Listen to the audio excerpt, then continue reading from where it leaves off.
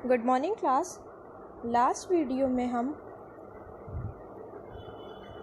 निर्देशित संचार माध्यम के बारे में पढ़ रहे थे, जिसमें विवर्ती लिपटे हुए तार कोएक्सियल केबल के बारे में हम पढ़ चुके थे।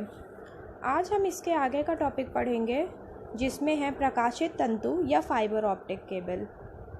इसे ऑप्टिकल फाइबर भी कहा जाता है। यह पतला व लचीला माध्यम होता है।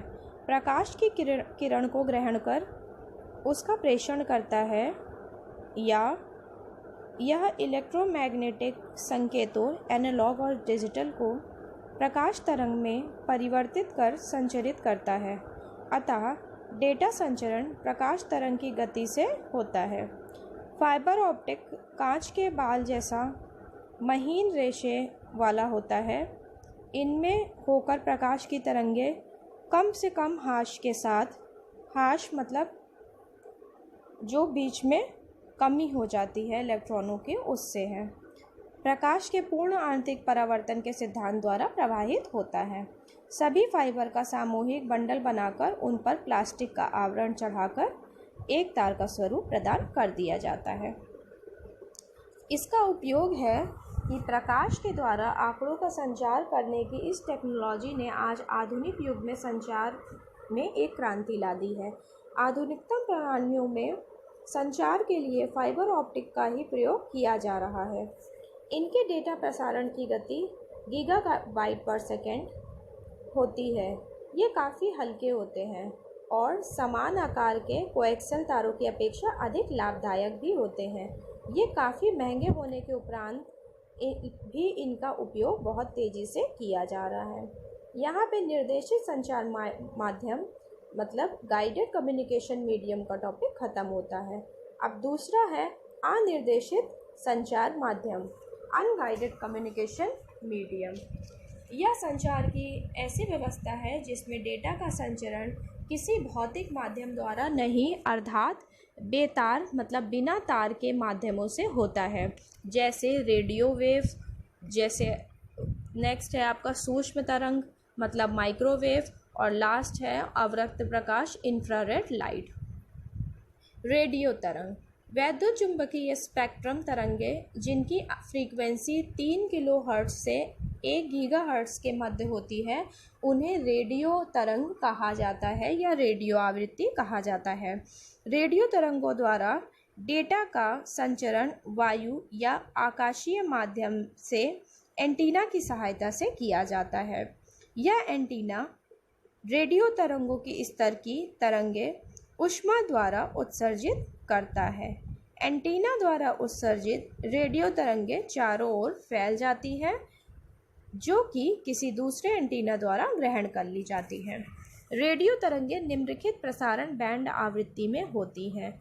छोटी तरंगें शॉर्ट वेव रेडियो और वेरी हाई फ्रीक्वेंसी वाले टेलीविज़न तथा एफएम रेडियो इत्यादि। अब सूक्ष्म तरंगें क्या होती हैं? सूक्ष्म संचरण के इस प्रणाली में विशेष प्रकार के उपकरणों द्वारा रेडियो संकेतों का प्रेषण किया जाता है। वैद्युत चुंबकीय तरंगें जिनकी आवृत्ति 1 गीगाहर्ट्ज़ से 300 गीगाहर्ट्ज़ के मध्य होती है, माइक्रोवेव अर्थात सूक्ष्म तरंगें कहलाती हैं। सूक्ष्म तरंग संचार मुख्यतः 2 प्रकार के होते हैं, पार्थिव सूक्ष्म तरंग, कृत्रिम सूक्ष्म तरंग। अब इसमें पार्थिव सूक्ष्म तरंग माइक्रोवेव डेटा संचरण व्यवस्था में प्रेषण के लिए दिशात्मक परवलयाकार दिशा एंटीना का प्रयोग किया जाता है। इसके लिए प्रसारित संकेतों को प्राप्तकर्ता उपकरणों द्वारा ग्रहण किया जाता है। प्राप्तकर्ता उपकरणों के रूप में एक अन्य एंटीना या अन्य युक्ति अर्थात टीवी या मोबाइल फोन, रेडियो जैसे उपकरण इत्यादि हो सकते हैं। इनमें अन्य इकाइयों के अतिरिक्त आबाधित पथ का होना आवश्यक है। संचार के लिए सेंडर तथा रिसीवर उपकरणों जैसे एंटीना को ऊंची मीनारों पर स्थापित किया जाता है। एक माइक्रोवेव ट्रांसमीटर लगभग 20 से 30 मील की दूरी तक संकेतों को भेज सकता है। अधिक दूरी या विशाल क्षेत्र में डेटा प्रसारित करने हेतु थोड़ी थोड़ी मील की दूरी पर अन्य माइक्रोवेव सिस्टम अर्थात आवर्धक या रिपीटर लगाए जाते हैं। इस प्रणाली में 16 गीगाहर्ट्ज पर सेकंड की दर से सूचनाएं प्रेषित की जा सकती हैं। यही कारण है कि इस संचार व्यवस्था में एक साथ अनेक दृश्य या श्रव्य चैनल प्रसारित किए जाते हैं। आज आधुनिक संचार प्रणाली में रेडियो प्रसारण, टीवी,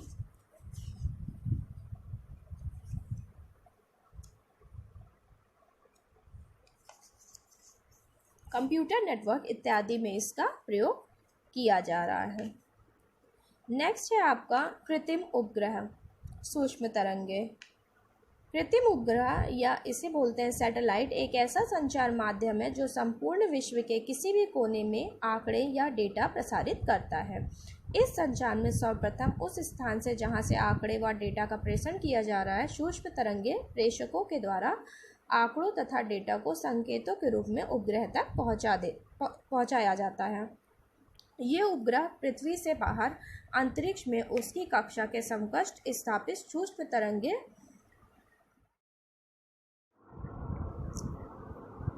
जहां यह पृथ्वी के चारों ओर चक्कर लगाता रहता है। पृथ्वी की गति से ही घूमते रहने के कारण इनकी भौगोलिक स्थिति पृथ्वी के सापेक्ष स्थिर रहती है। अतः पृथ्वी पर स्थित किसी प्रसारण केंद्र से एंटीना द्वारा रेडियो सिग्नल का प्रसारण एवं उनकी पुनः प्राप्ति संभव हो पाती है। इसके बाद इसका कुछ और पार्ट बचा है बच्चों, जो कि हम नेक्स्ट वीडियो में पढ़ेंगे। इसमें एक पार्ट है अवरक्त प्रकाश। Thank you.